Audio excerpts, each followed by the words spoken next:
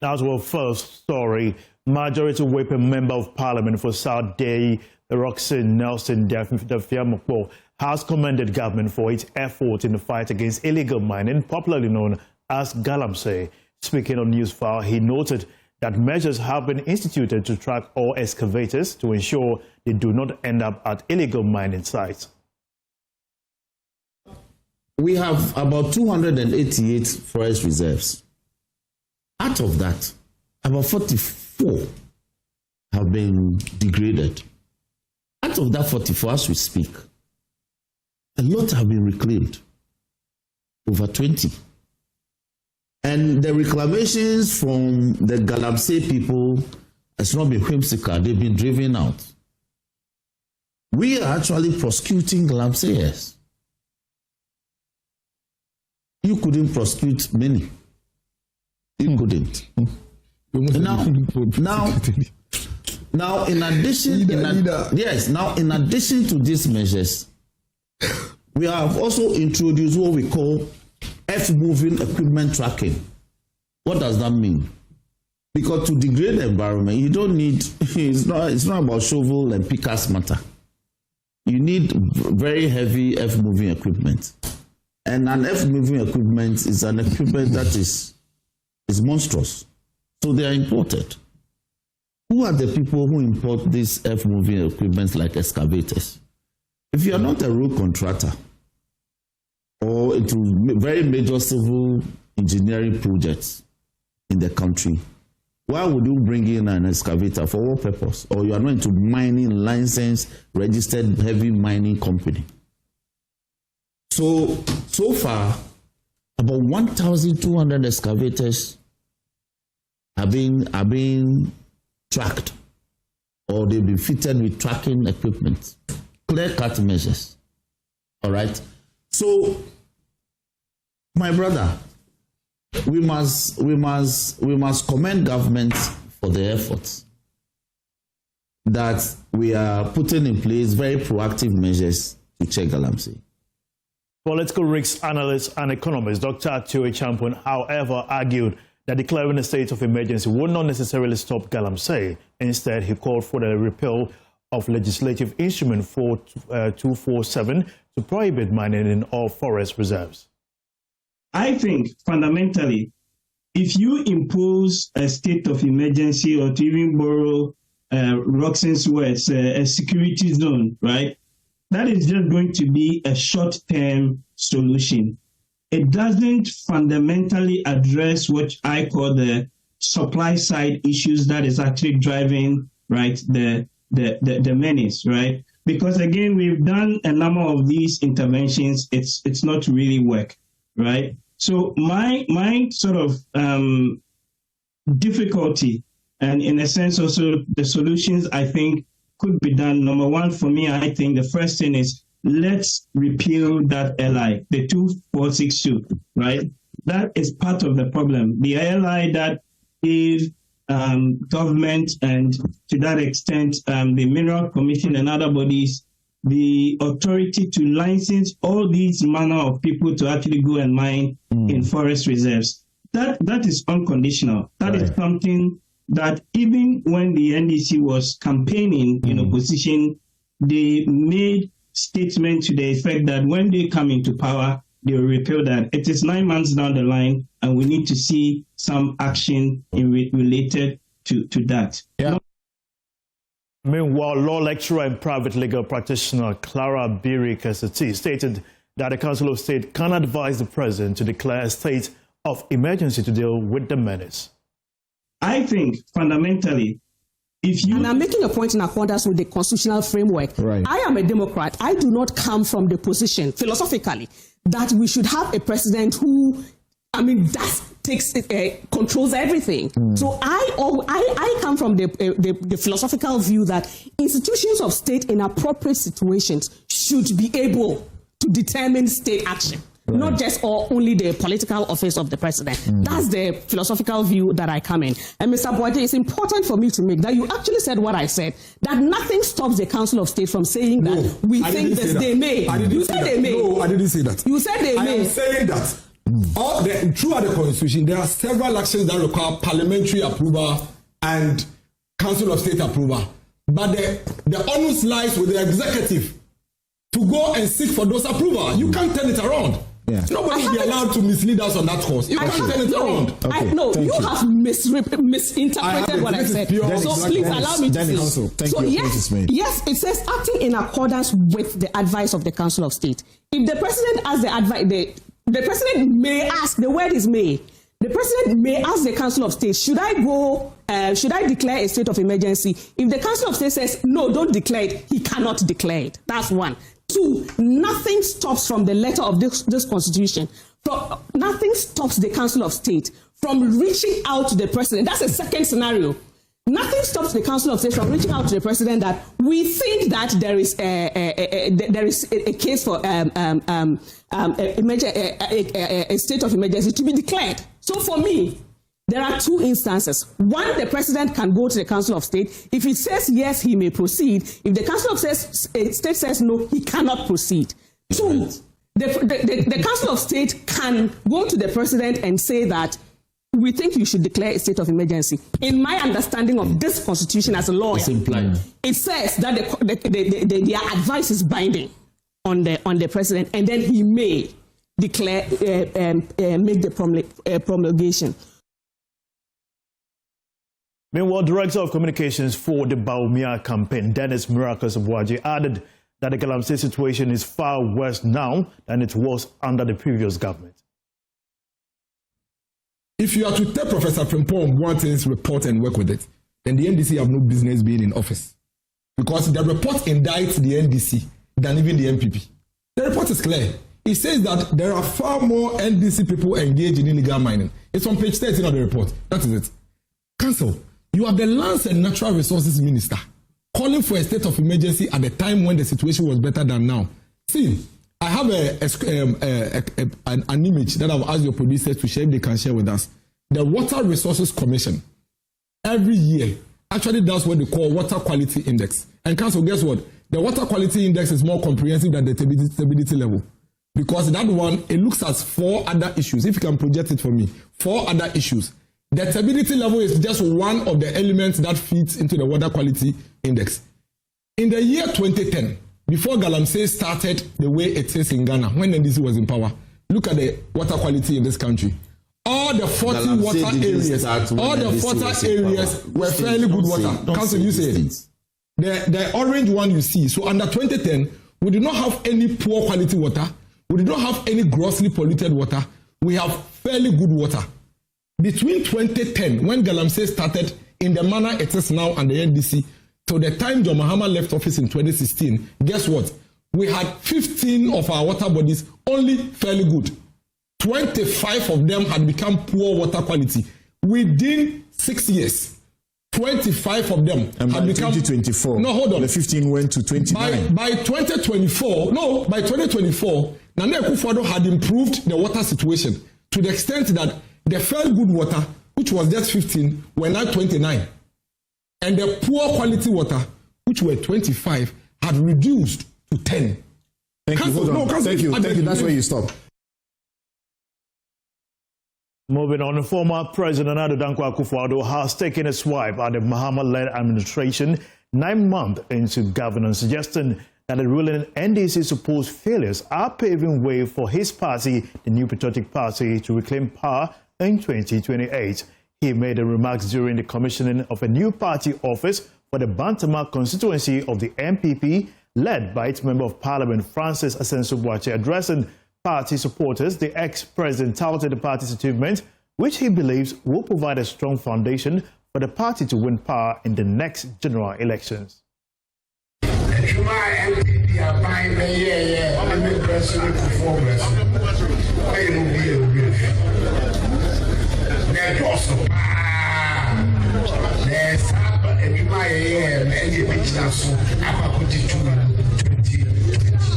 You saw the great works under me and ex-President Kufuor. We did a lot. These are what we'll be using for our campaign to reclaim power in 2028. You are witnesses to what is happening under this current administration. Things aren't going on well.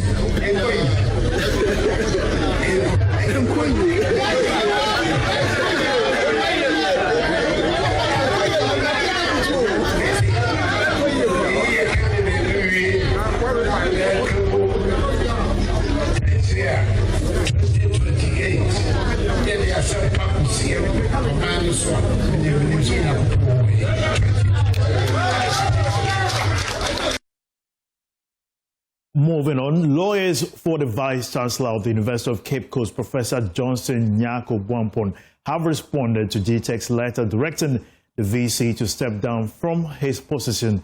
They say GTEC's directive disrespects court orders as well as ignores the university's status and interferes with the independence of the university. They are demanding that GTEC withdraws its letter and that appropriate measures will be taken if the commission fails to adhere to the demand. They further stated that their client will ignore the letter and continue to act in office.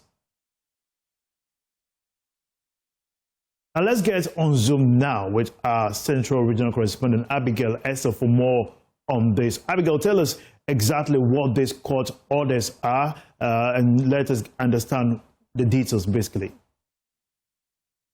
So last year, lawyers for Professor Johnson Nyako-Bwampong, the Vice Chancellor of the University of Cape Coast, filed for a stay of execution at the Cape Coast High Court, challenging an order of injunction filed by a resident of Kaswa, who was also challenging the university's decision to renew the VC's appointment until July 31, 2026. Now, this resident by name John Mevemeo said that the university acted against the constitution by renewing the contract of the VC and filed an injunction. Now, Professor Bwampong's lawyers are contesting how the judge decided to grant this injunction application, stating that the judge made a mistake. They are saying the applicant, which is John Memevoyo, did not have any rights capable of being judicially heard and determined under the law, and are asking the court to reverse that particular decision of granting an injunction. Now, yesterday, GTEC released a letter directing the VC to step down from his position. And his lawyers, yesterday, the same day the GTEC letter was released, also responded saying their client will remain at his post, and that GTEC's lawyer, GTEC's letter is disrespecting the court's order. Since the case is still in court, GTEC directing the VC to step down is a violation to the court's order and also interfering with the independence of the university. And so the lawyers are asking that GTEC withdraws the letter or appropriate measures will be taken against the commission. So currently the case is in court. The lawyers for Professor Bwampong are contesting the injunction filed by this resident from Kaswa and are also asking GTEC to withdraw the letter directing the VC to step down from his position. Thank you, Abigail, for this update. We'll certainly be following up in subsequent bulletin. But before you go, tell us, what have the lawyers also been saying, especially the lawyers for the Vice Chancellor? So currently the lawyers are saying that the case is in court and GTEC has no right to ask or direct their client to step down. And so for now, their client will ignore the directive GTEC has given in its letter yesterday and will continue to remain at post. And they are asking GTEC to rescind that letter, withdraw the letter directing their clients. All right. Thank you, Abigail, for that update. We'll certainly be following up in subsequent bulletin. Now, in other developments, what began as mere speculation is now gaining momentum as the chief of Achim Akroso and the Eastern Regional Minister publicly urged NDC National Chairman Johnson Asiedu Nketia to contest for the party's flag-bearership position. Chief of Achim Akroso Nana Kwabena Ofori III was openly called on National Democratic Congress National Chairman Johnson Asiedu Nketia to contest the party's presidential primaries. Let's first listen to what the chief has to say.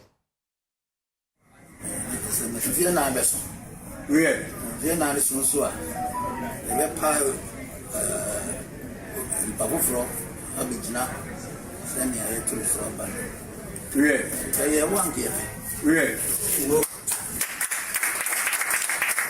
Don't put you on Yahweh. A man of the pet. The pass of it, and him, dear question. There's no one can get here. The hour will get it, and new dear motor. No, I be more. Now, only before a man, great. Now, some how many were waiting and the children. And then so you have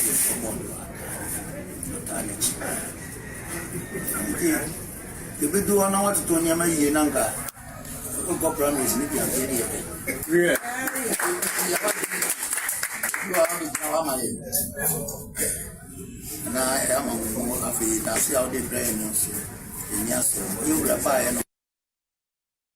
Now, our Eastern Regional correspondent Maxwell Kokode-Nwamase is covering the NDC chairman's regional tour and joins us on the line for more on this. Maxwell, Mr. Asiedu Nketia has maintained that he is only thanking the people for voting massively for the NDC. What then prompted the chief to urge him to contest for the flag bearer position?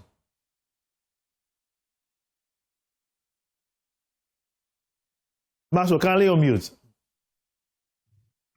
Very well. No, we cannot say exactly what prompted the comment by the Akrosu chief, but in his statement, he made reference to what he described as the biggest electoral fortunes under the Fourth Republic, indicating that Mr. Asiedu Nketia, as the leader or the chairman of the NDC in the last election, spearheaded a campaign that brought the NDC into power. He mentioned that his experiences that he's garnered in political organization and his involvement in the NDC put him in a better place to lead the NDC. He mentioned, among other things, that in the last elections, he was seen working tirelessly in most rural communities, and underscoring the fact that he is a grassroots person and that he is better placed. He deserved to, as it were, contest the NDC flag bearership election. But this comment comes just after people have criticized the tour. Even though the criticism keeps coming, the chief would not be weighed off due to the criticism, making a call on Mr. Asiedu Nketia to consider contesting for the election. Interestingly, Mr. Asiedu Nketia did not respond directly to the call of the Akrosu chief. He deliberately avoided to comment on the call, but focus on his message of thank you to the people of Akrosu and the other constituencies in the Eastern region. Okay, Maxwell. Then in another town, a government official, the Eastern Regional Minister herself, also asked Mr. Asiedu Nketia to vie for the position. What was there a response also from him? Well, these are the words of the Eastern Regional Minister, Madam Rita Awati. She was given the opportunity to make a statement. In fact, she joined Mr. Asiedu Nketia's tour from Wednesday, and then at Nsawam, she was given the opportunity to make a comment before the chairman delivered his speech. And in her commentary, he acknowledged that the NDC chairman, Mr. Asiedu Nketia, has led the NDC into victory, and that the task that was given to him as a chairman, he's been able to execute that duty to the admiration of all. So she, on behalf of herself and other appointees in the regions, they want to thank the chairman and urge him to move on based on the good work that he has done for the past. So these are the words of the Eastern Regional Minister, suggesting that Mr. Asiedu Nketia should move on with respect to his political ambition. Thank you, Maxwell Kokode-Nwamase. He's with his Eastern Regional correspondent, bringing us updates on the thank you tour being back by the chairman of the NDC. Now, following the widespread speculations, questions about who is funding Mr. Asiedu Nketia's tour, We put that question to the National Communications Officer of the NDC, Sami Jemfi, here, and this is what he has to say. Did the party fund him? I've not spoken to him. I've not spoken to the General Secretary, so I wouldn't know. But I'll be surprised if the party is financing it, because that is not usually not the practice. The usual practice is that national officers have to raise funds on their own to finance their activities.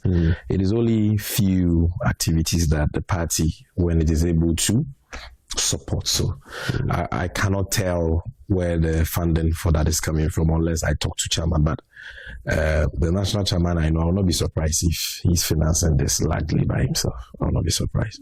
Yeah. This is unusual, isn't it? What is unusual? For the chairman of the party to also go on a thank you tour after the president himself. It's the party. I wouldn't say the chairman is going on a thank you tour. So it's the whole party? Of course. Because he's not going in his personal capacity. He's going as chairman of the party. But right? And the party is behind him. Okay. No, because I've been given another assignment. So I'm sure leadership appreciates. So he went with of course, other party the national chairman doesn't move alone. It's one party. We have a leader, John Mahama, but he has a government to run, and it's not everything that he can do. There are many places that the president would have loved to go to thank, people. So the party must provide that auxiliary or complementary role.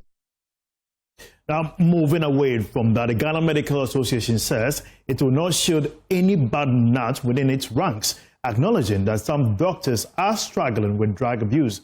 This follows a decision by the Medical and Dental Council to suspend 51 practitioners across the country over drug addiction and mental health concerns. The council says, though painful, the decision is necessary to protect patients and safeguard standards in the health sector. Registrar of the Medical and Dental Council, Dr. Divine Banyubala, speaking on the Pulse on the JoyNews channel, revealed that the affected practitioners showed clear signs of impairment, raising doubts about the ability to deliver safe and ethical care. Fitness to practice comes in when we think that a practitioner has either infirmity of the mind or by issue of degeneration through age. Right. Their skills and competence. Imagine a surgeon, eminent surgeon, who has developed Parkinson's. When we have dependency or addiction, these are all matters that touch on what we call fitness to practice. The council also raised alarm over rising patient complaints, including shocking cases of doctors breaching professional boundaries. In one instance, a patient alleged a doctor sucked her breast during consultation. So they have schizophrenia, which is a large box, about 30% of them. We have a group of them who have personality disorders, others suffering from depression, and others from substance abuse or addiction, whatever. So when you say substance, what kind of substance? Illegal substance? So some persons are on tramadol, right?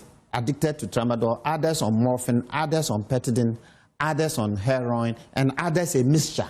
President of the Ghana Medical Association, Dr. Frank Serebo, admits some doctors do battle drug abuse and insists the association will not cover up for them. But he maintains the Medical and Dental Council must get its facts right, stressing that no GMA member has been suspended in the past 2 years.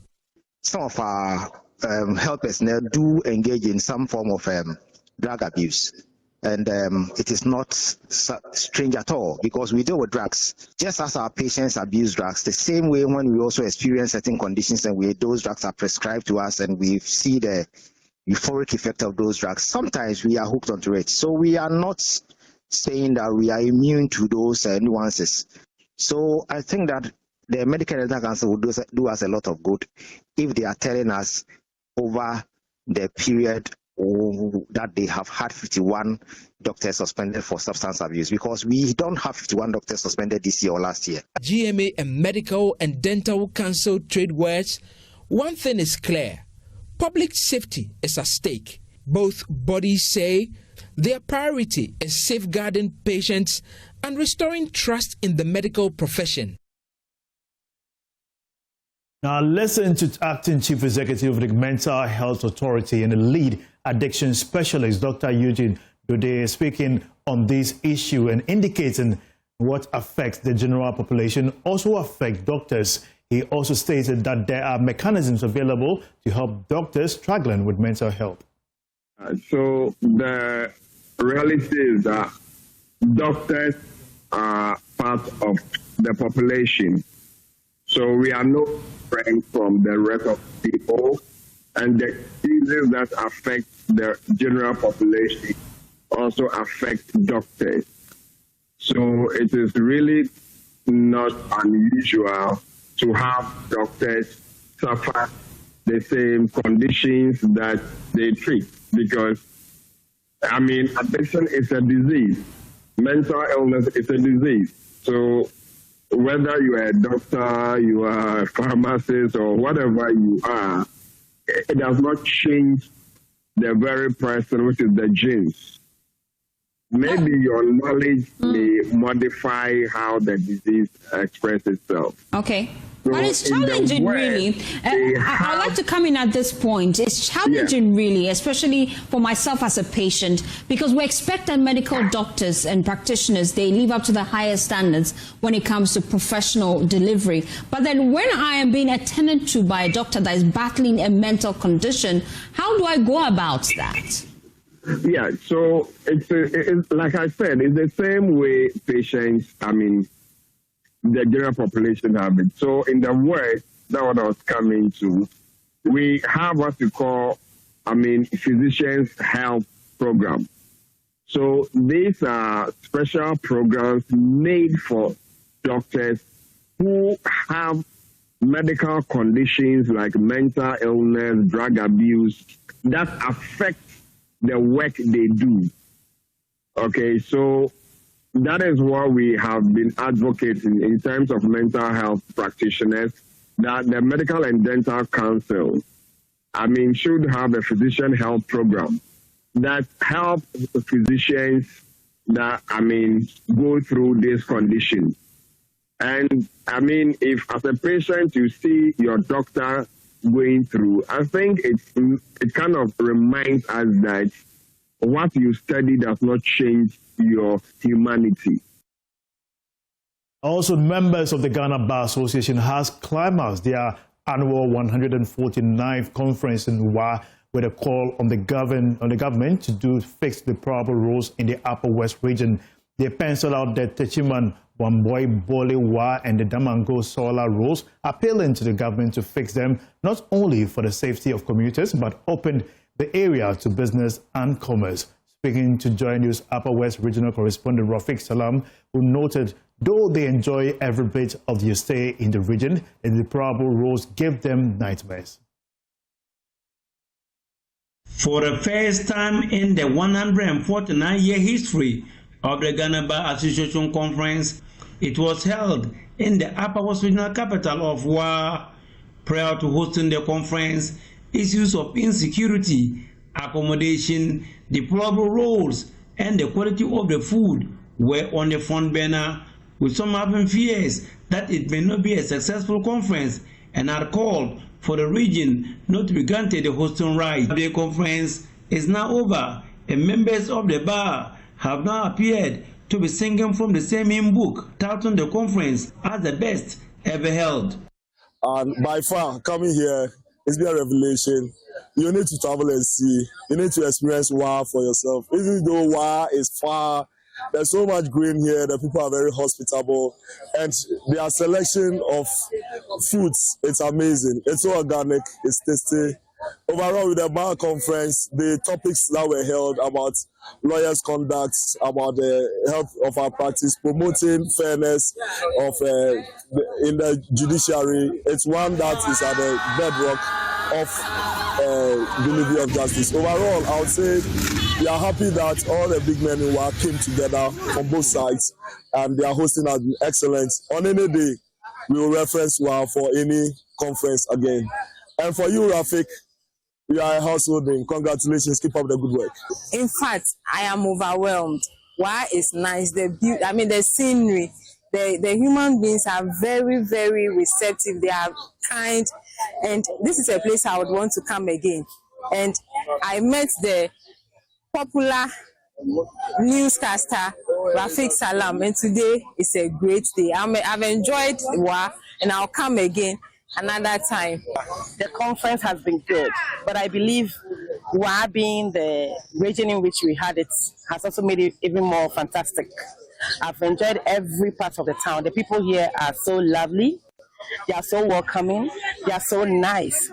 And actually, it has exceeded my expectation because we actually thought that we were going to struggle with our movement around, security. Everything has been on point. In fact, my hotel had a police barrier right in front of it.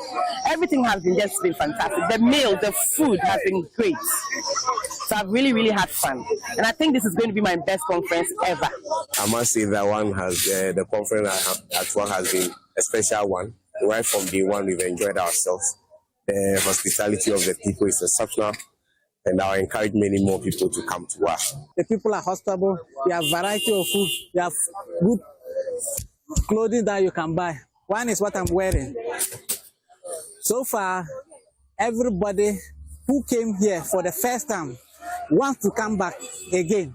Despite the success of the conference, the issue of the probable roads leading to the Upper West region was their immediate concern, who they want the government to help fix. WA is also part of Ghana, and as it is called, the national cake should be equitably distributed. WA may not need so much, but the roads leading to WA should at least be more traveled. You get to parts of the road and your car will be dancing. I don't know whether it is Azonto or Akbaja. I think that the people in power must also look towards this part of the country. Everything should not be centered at Accra. Those who call themselves leaders and we have elected them should not be only people in authority. They should do the work that we've elected them to do. So I expect at least at the end of the tenure of this government, the road for coming to work from wherever should be fixed. Because I see that road has always been constantly mentioned in almost every budget, but it's never done. And I believe from Tamale to WA is a major route. So government should consider working on that road. We understand the big push is supposed to deal with major issues facing the country. I would suggest that the Tamale-Wa route should be considered under the big push projects. Beyond the salvos that were fired by the Attorney General, Dr. Dominic Ayeni, at the Ghana Bar Association, and the quick rebuttal from the letter, the pomp, pageantry, the food, and the hospitality of the people, many wish that the days of the conference should have been extended to enable them enjoy more. The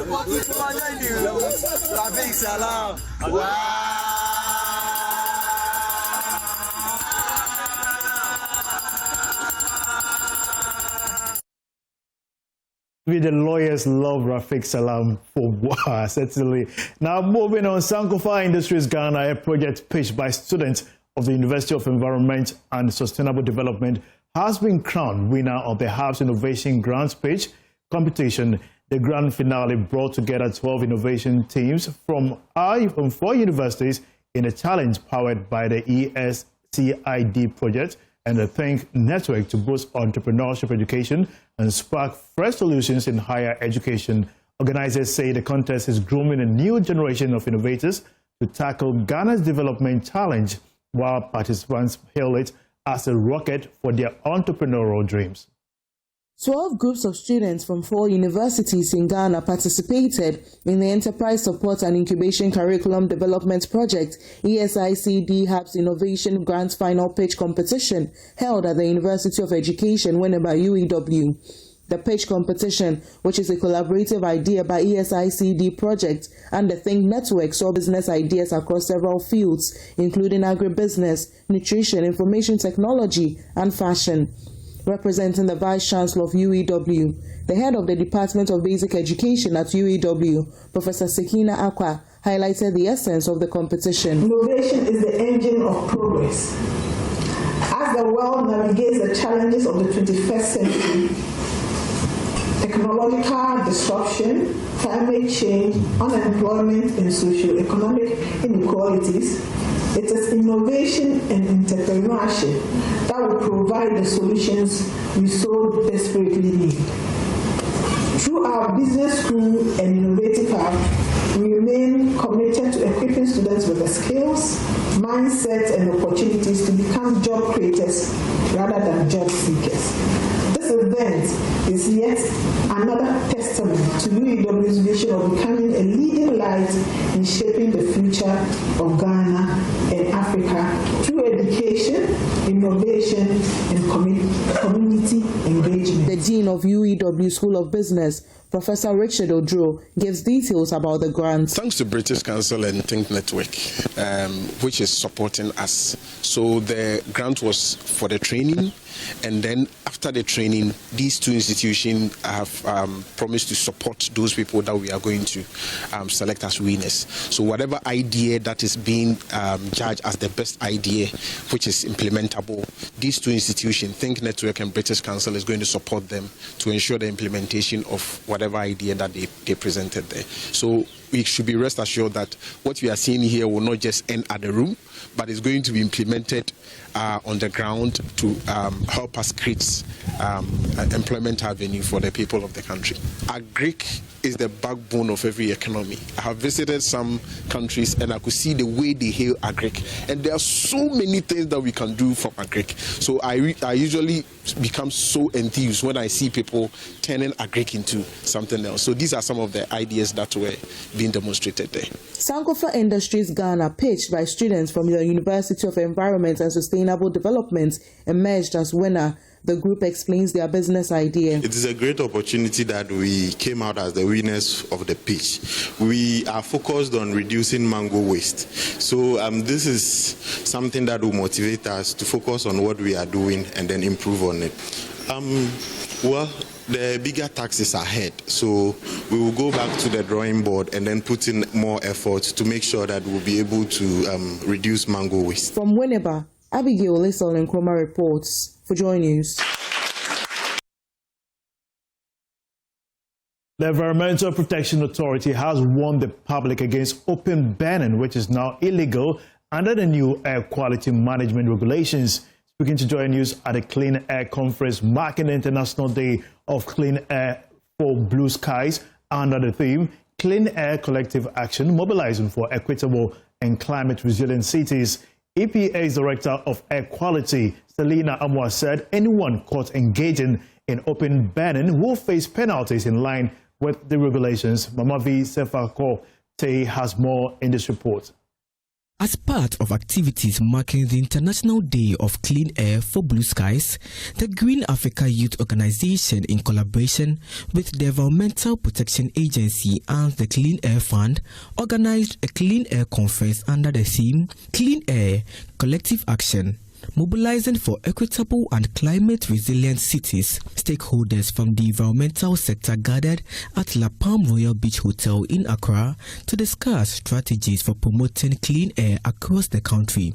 Speaking to JoyNews on the sidelines, the EPA's Director of Air Quality, Selina Amwa, warned the public against open burning, which is now illegal under the new air quality management regulations.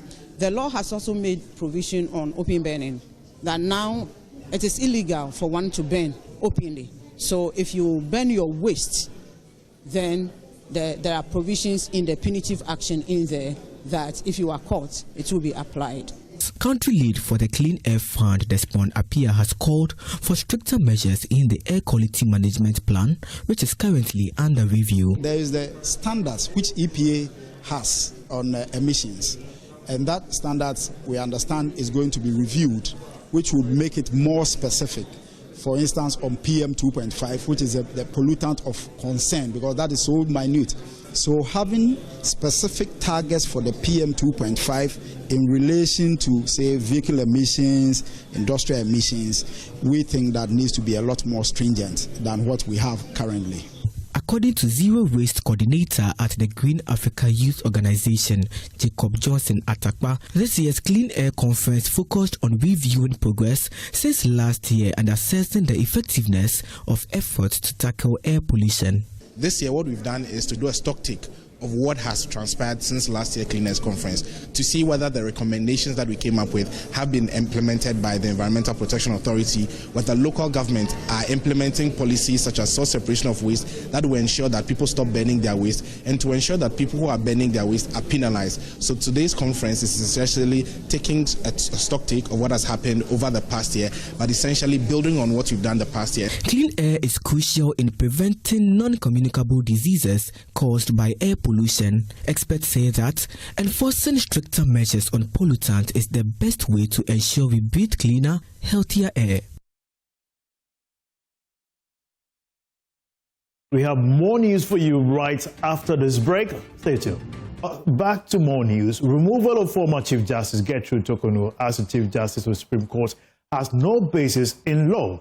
That's the position of the founder of Montclair University and former director of the Ghana School of Law, Mr. Ansah Asare, giving his remarks on the school's 8th congregation that saw a graduation of 137 students, cautioned government against the move.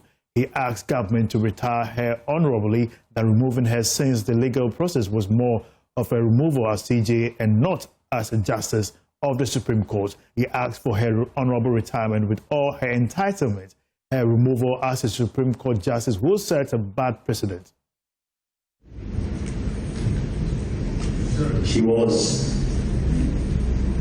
invited to answer petitions for a removal as Chief Justice, not as Justice of the Supreme Court. And in that, I think that we administered common law rules oblivious of equitable principles.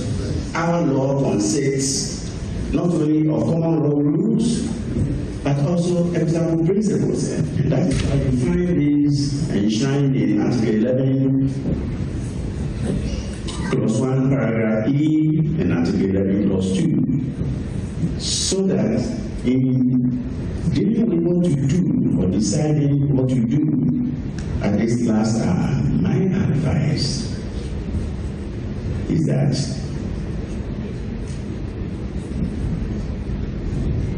the former Chief Justice be formally retired as a Justice of the Supreme Court, so that she can take the hard-earned entitlements. See, when we got to the road where the common law would inflict hardship on Gertrude Torkornoo, we should have averted our minds to equity, so that the committee and the president would exercise their discretion. Where common law will yield injustice, equity will intervene. That is why we say that equity follows the law, but not slavishly or too much. So that where the common law is likely to produce a result that will make a former Chief Justice lose all her entitlements, the better approach would have been to invoke the equitable authority and to say that, seeing that a remover coupled, the remover as Chief Justice coupled with the remover as a Justice of the Supreme Court will result in them losing everything, will only remove them as the Chief Justice, but retire her as the Justice of the Supreme Court. Meanwhile, a word of caution: don't abolish the Ghana School of Law. That's from former director of the institution and founder of Montclair University College, Mr. Ansah Asare. He was speaking to the Attorney General, Dr. Dominic Eyine, who is set to present a bill on legal education reforms to Parliament. Mr. Asare says the school's historical importance makes it indispensable. He made the call at the 8th congregation of Montclair University College, where 137 students graduated from the faculties of law and health sciences. These are challenging times. Legal education is at a crossroads. What to do without legal education? so that having prepared you in future, you have a constituency. We need to add our voice to the proposed reforms initiated by the Honorable Attorney General. But a word of caution: don't abolish the Ghana School of Law. It is Ghana's historical pride. The Ghana School of Law was the first to be established in sub-Saharan Africa. And even him, as a very young director of the school, was superintending legal education in Gambia, Sierra Leone, Nigeria. I, as director of legal education in Ghana, would occasionally travel to Nigeria to help review their curriculum. It will be a very sad day to hear that the Ghana School of Law has been abolished because of the reforms. If you don't know what to do with the Ghana School of Law, please convert it into a postgraduate school to train our lawyers to earn postgraduate degrees. For instance, LLM in legal practice. You can do postgraduate work in evidence, in civil procedure, conveyancing, family law, and others, so that our future bright students will, in addition to the LLB diploma. Thank you for joining me on the JoyNews Room. My name is Winston Taki. Thanks for watching and have the rest of your day enjoyable. Bye-bye.